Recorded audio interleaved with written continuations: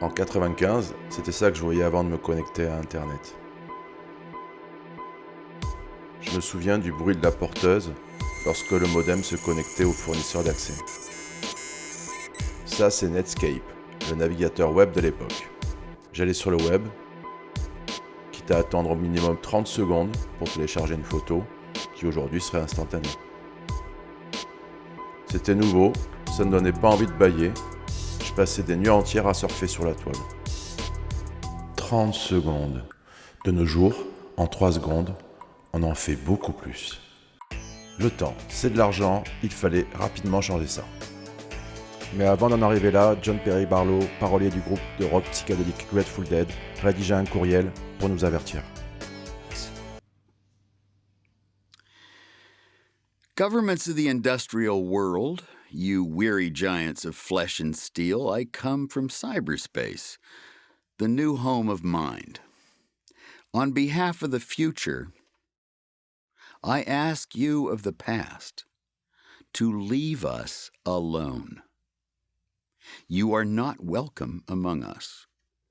You have no sovereignty where we gather. Puis John s'adressa aux participants de ce forum de Davos en soutenant l'idée qu'aucun gouvernement ou qu'aucune autre forme de pouvoir ne pourrait s'imposer et s'approprier l'Internet.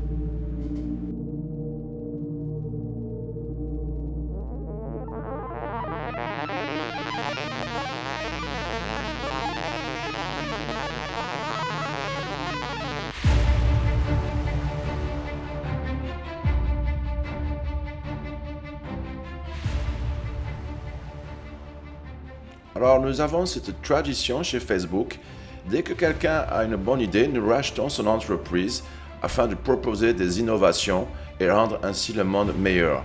Je crois que le projet Quitter Facebook est une véritable interrogation sur comment nous pouvons faire du profit. D'ailleurs, les marchés approuvent ce film car il met en évidence les interrogations des utilisateurs et c'est notre rôle de faire exactement ce qu'ils attendent. Enfin, je parle des investisseurs bien entendu. Eh bien, merci d'être venu à ce meeting. Maintenant, c'est bon. Vous pouvez applaudir. Et n'oubliez pas, grâce à nous, les gens se connectent, s'aiment et peuvent communiquer en toute liberté. C'est pour ça que notre film propose gratuitement des applications Instagram ou WhatsApp et bientôt tout ce qui concernera la monnaie virtuelle. Notre entreprise est le futur de l'humain.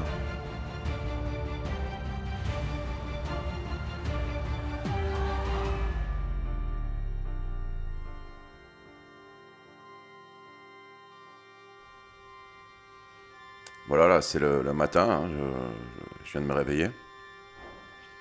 Ça fait bientôt 9 mois hein, que j'ai commencé l'écriture, mais j'hésite.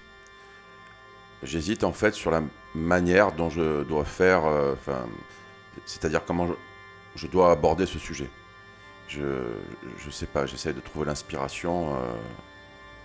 Dehors, il n'y a pas grand-chose qui se passe, hein, en fait, c'est calme. J'ai l'impression que tout se passe. Ça se passe pas devant moi en fait, hein, que tout se passe devant les écrans hein, uniquement quoi. Là, il y a une chose par contre dont je suis sûr quoi, c'est le titre. Voilà, quitter Facebook donc Facebook, hein, c'est Facebook comme ça se prononce, hein, voilà c'est. Mais je mets un peu d'interrogation hein, en fait parce que c'est une question. Voilà. Quitter Facebook.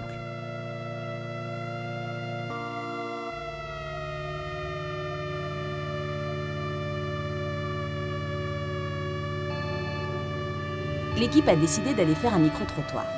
On voit le réalisateur et un cadreur discuter du film. Selon le réalisateur, il s'agit de faire une comédie documentaire.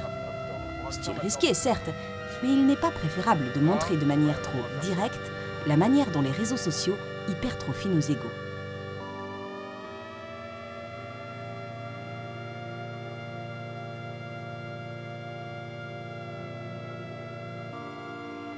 Coup de chance, la première personne croisée est d'accord pour faire une interview, ou un interview, je sais jamais comment on dit. Par contre, elle souhaite que son visage soit flouté au montage.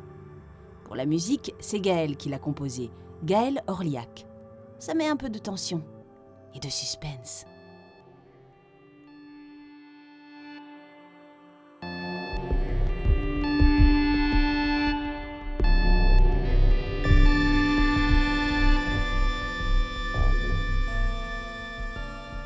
Il y a une utilisation qui est super narcissique déjà. Je pense que ça nous rend fous parce que ça nous rend encore plus narcissiques que ce qu'on l'est déjà. On voit des gens qui se rendent complètement fous de leur image et qui en arrivent à modifier leur apparence sur des selfies pour paraître plus beaux que dans la vraie vie. Donc on s'invente une vie en fait sur les réseaux sociaux. On s'invente une vie, on montre que les choses positives.